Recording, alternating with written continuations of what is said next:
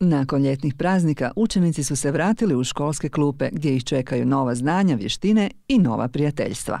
Po ljeti sam pokušao čim više biti vani negdje s prijateljima, a bilo je dosta kiše ovo ljeto pa sam bili unutra dosta, a škola po meni je bila dosta praznika pa već su mi malo falili ovi razreda. Pred učenicima prvih razreda srednjih škola potpuno je novo iskustvo u novoj sredini. Borne je upisao smjer elektromehaničar. Moj tata je išao za taj smjer, pomažemo pa mi se svidalo.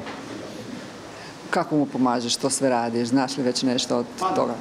Doma pomažem mu oko struje i to sve, pa sam se upisao. Klara i Hana odlučile su se za web dizajn.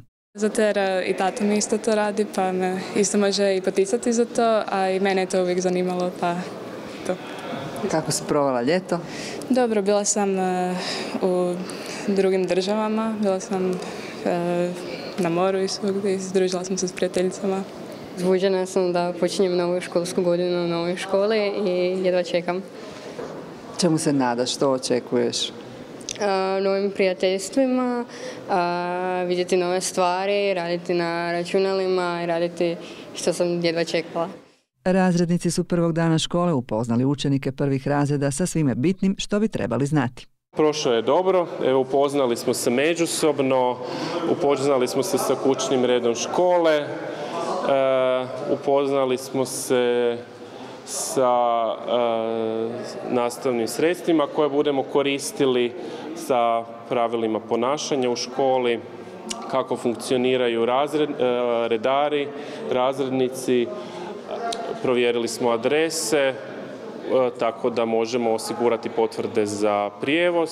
U elektrostrojarskoj školi u Varaždinu učenici se obrazuju za posebno popularna i tražena zanimanja poput elektrotehničara, tehničara za računalstvo i mehatroniku.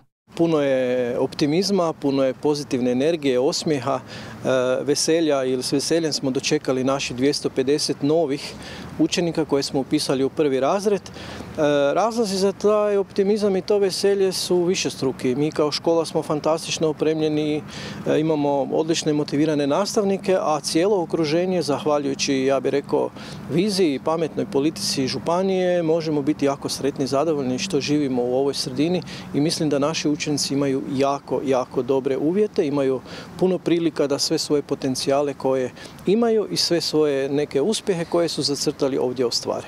I ove školske godine ima novosti u obrazovnim programima. U gospodarskoj školi to je jedan razred jezične gimnazije.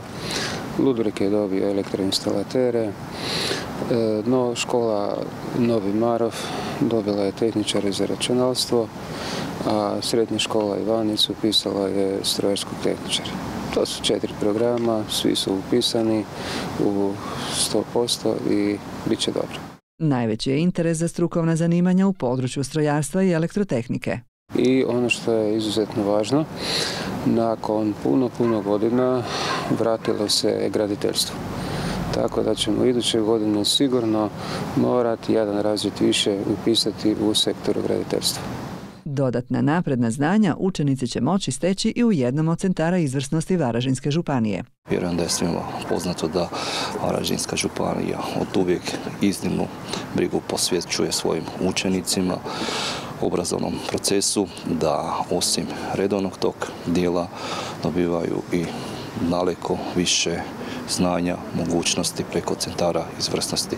Varaždinska županija je osniva 14 centara izvrsnosti, uz to još 5 centara izvrsnosti u sklopu strukovnih škola i gradimo 2 centra kompetentnosti, od kojih će ove godine biti završen u sklopu medicinske škole, a iduće u sklopu poljoprivredne škole u Vinici. Stoga pozivam i sve naše učenike da se uključe u rad tih centara. Smatram da je to dobro, da će na jedan novi, kreativan način lakše savladati onaj zacrtani program, a usput dobiti koju informaciju više za buduće školovanje ili za zanimanje ili pozive kojim se planiraju baviti. Centri izvrsnosti i ove godine počinju s radom u listopadu.